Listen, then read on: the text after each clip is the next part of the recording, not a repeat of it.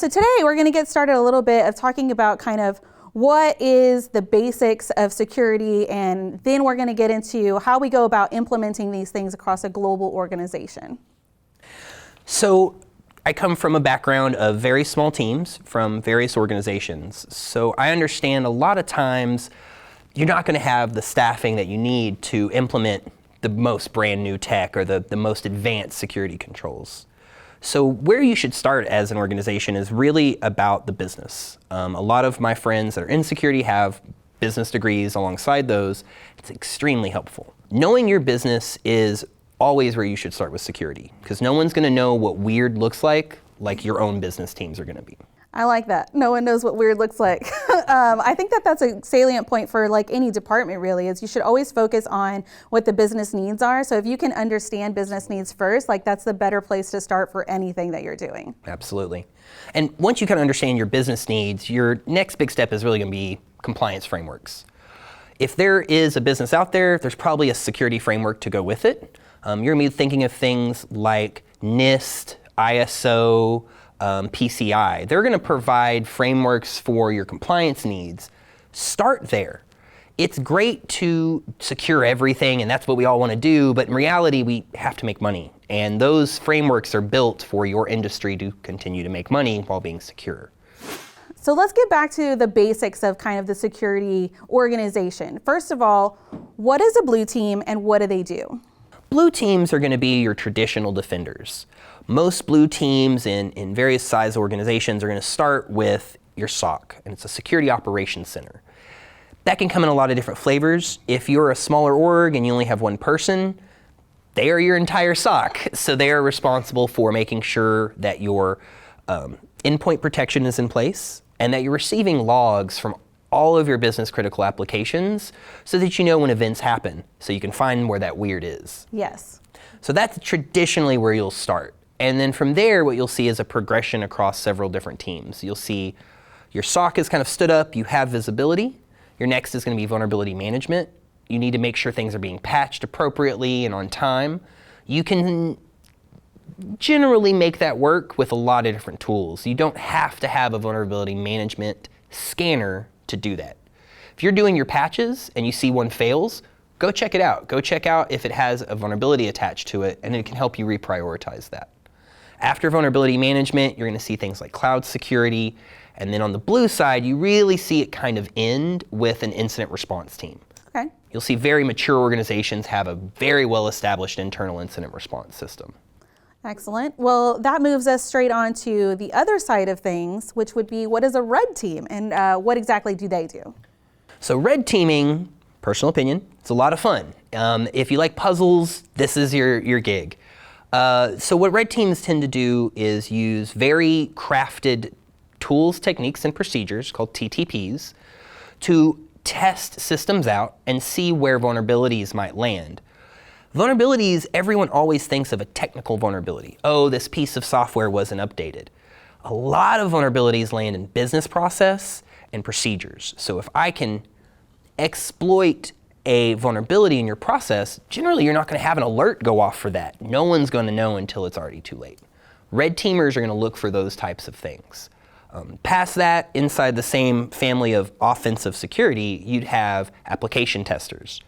This is another really tuned expertise within security. A lot of times what you'll have them do is stand up your own applications, like we do here in SolarWinds, and do vulnerability scans, workflow tests, abuse case tests.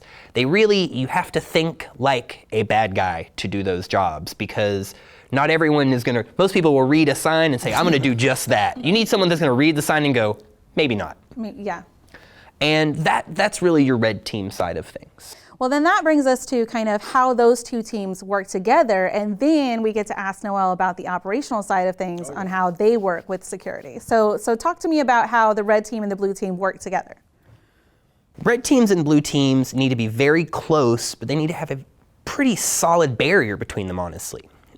A lot of times when a blue team will find out the red team's going to do an engagement, they're on high alert and they're on their toes and they want to watch everything. That's not reality. Reality is we're humans, we're going to get a little complacent. You want that layer of surprise with it.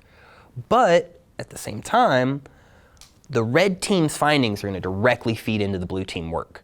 So you're going to have a bit of a cyclical pattern. Anything the red team can do, the blue team needs to go out, build alerts around it, tune up business processes, and really dig into how you can see this happening outside of the normal workflow. So very close together. And to kind of hand this off to Noel, we don't deploy these things. We consult, we advise, we alert and monitor, but I don't have admin, nor do I want it. And we need IT to be able to go out and deploy these things so that we can do our jobs. So usually Josh and his brilliant team will introduce to end user services and IT operations team what needs to be implemented, and we'll have a conversation. With the different solutions, what usually happens, we first kind of assess the situation. Hey, can we install YubiKeys on all systems? Can we roll out MFA? What's some of the risk of doing that? What's some of the limitations? And so we list those all out. And after we come up with the solution, what we usually do is create a test plan for a small number of user admins to really test out the technology on Josh and his team's behalf. And once that's considered done, we'll come up with a rollout plan to advance the solution to, different departments, different organizations, depending on what the technology is. It doesn't end there either. The security team actually picks up after that point. Everything's rolled out, everything is there, but is it actually working the way we think it is? Red teams often will go back in at the end of an engagement or a rollout and start to really validate and prove out that these controls work and these defenses work. Yeah, and take YubiKeys for example, and it was a huge effort just with both our teams' part, but there was a lot of challenges. For example, we have contractors that's in Ukraine. How we're going to get YubiKeys to folks in these remote regions where it's really hard to give them YubiKeys. There was a campaign effort to introduce what YubiKeys are. The marketing teams, the finance teams don't know what YubiKeys are, and to have a campaign to really express why we're doing what we're doing, and not just to secure the environment, but also sell the fact that it's more convenient for them to use these higher end technologies. Well, now I want to bring us back around to something you said earlier, which was that you don't have admin rights, nor do you want them. I know that oftentimes, especially in IT, and no shade to anybody out there, this is kind of a thing we do, right? Security feels like it can get in the way of getting our job done. So talk to me a little bit about why you feel that way. So I'm going to split that into two. Okay. One is going to be the admin conversation. I don't want to be an administrator because the primary role of a security professional is to worry about risk. If I have admin, I become a risk. If I can reduce my own risk footprint, always looking for a way to do it. The other reason why I don't need to have admin is you have checks and balances. The person reviewing work should not be the person doing the work. IT does the work, we review it for security. If you have the checker being the checkee, there's no balance there. It's really easy to make mistakes. It's easy to move fast and go, I'll come back to it. So we really try to keep those separate. Yeah. The other part of that is security as a roadblock. I personally, and my CISO personally, have really tried to change that view here at SolarWinds. And I've kind of become famous for being known as, I'm not going to tell you no, I'm going to tell you not like that, so that we can increase our security posture and reduce risk. I like that a lot. I'm not going to say no, but not like that. That's really good. That's really good. I'm going to take that away.